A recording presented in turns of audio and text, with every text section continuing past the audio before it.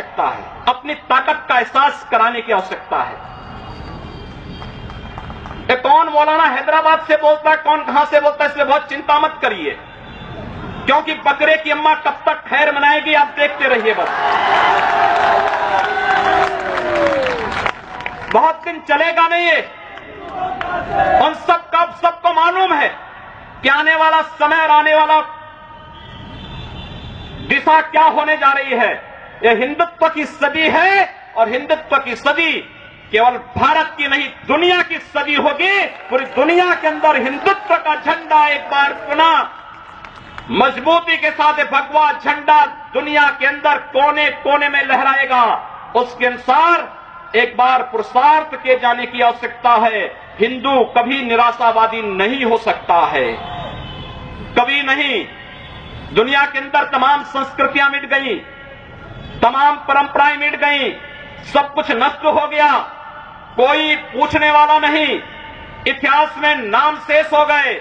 लेकिन इतनी विपत्तियों के बावजूद, हजारों हमलों को झेलने के बावजूद, तमाम षड्यंत्रों के बावजूद, अंदर और बाहर दोनों से हमलों को जूझते हुए भी अगर सनातन हिंदू धर्म मजबूती के साथ खड़ा है तो वह किसी के बल पर नहीं, इस जनता की ताकत के बल पर है।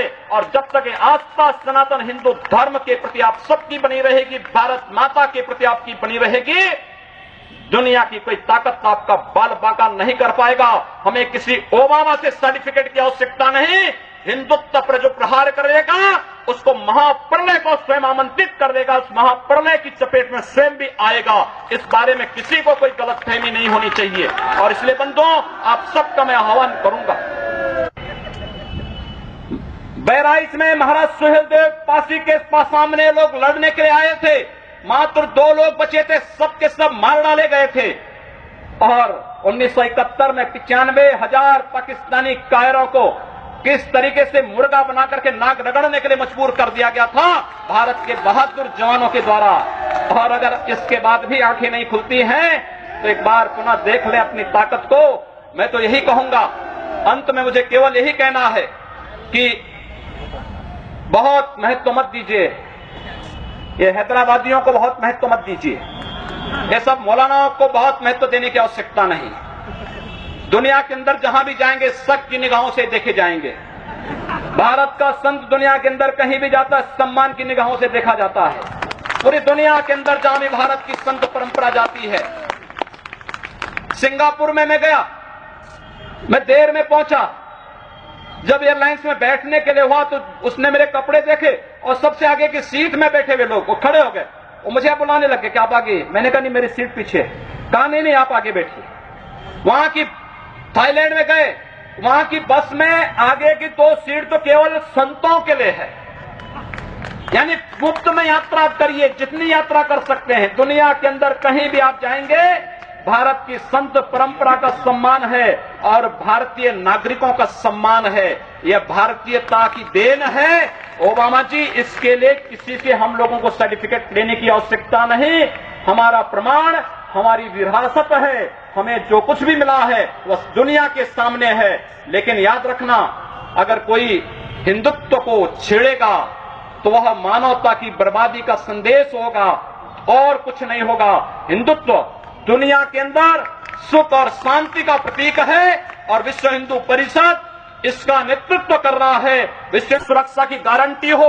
मैं कहता हूं भारत के मौलानाओं से और भारत के पादरियों से भी, आज ISIS नाम का एक आतंकी संगठन इराक और सीरिया के अंदर जिस निर्ममता के साथ मानवता को कुचल रहा है, वहां पर यजीदी समुदाय के साथ साथ तमाम अल्पसंख्यक समुदायों को बड़ी निर्ममता के साथ काटा जा रहा है। और यही नहीं, शिया मुसलमानों को भी मारा जा रहा है, उसी बर्बरता के साथ काटा जा रहा है। भारत के सब मौलाना मुंह बंद किए हुए हैं, क्योंकि इनको लगता है कि अगर ISIS के खिलाफ बोलेंगे तो वह एक प्रकार से इस्लाम के खिलाफ वक्तव्य होगा। क्या इस्लाम का स्वरूप या बर्बर स्वरूप है इस्लाम का? हम आखिर साबित क्या करना चाहते हैं? जब पाकिस्तान के अंदर वहां पर धर्मांतरण की गतिविधियों में लिप्त पादरियों की निर्मम हत्या होती है तो ओबामा कुछ नहीं बोलते, तब ब्रिटेन कुछ नहीं बोलता, तब ऑस्ट्रेलिया कुछ नहीं बोलता, तब दुनिया के अंदर वेटिकन सिटी से कोई आवाज नहीं निकलती है। मैं एक दिन पढ़ रहा था मक्का के बारे में, सऊदी अरब के इस पवित्र शहर के बारे में। कहा जाता है कि मक्का में कोई गैर इस्लामिक नहीं जा सकता, कोई गैर मुसलमान वहां नहीं जा सकता। वेटिकन सिटी के बारे में पढ़ रहा था, वहां गैर ईसाई नहीं जा सकता। लेकिन काशी हिंदुओं की सांस्कृतिक राजधानी है, धार्मिक नगरी है। काशी के अंदर सब लोग आ सकते हैं। अब उदार कौन है? यानी हमारी काशी में सब लोग आ सकते हैं, ऊंची ऊंची मीनारें बना सकते हैं, मीनारों से चिल्ला सकते हैं, तो भी हम पर आवाज, तब भी हम पर आरोप लगते हैं। लेकिन सऊदी अरब में, मक्का मदीना में कोई दूसरा नहीं जा सकता, कोई नहीं जा सकता, कोई दूसरा गैर मुस्लिम नहीं जा सकता। वेटिकन सिटी में कोई गैर ईसाई नहीं जा सकता, लेकिन उन पर कोई आरोप नहीं लगता है, आरोप हम पर लगता है। आप उन सच्चाइयों को देखिए। अगर वेद किण्वंत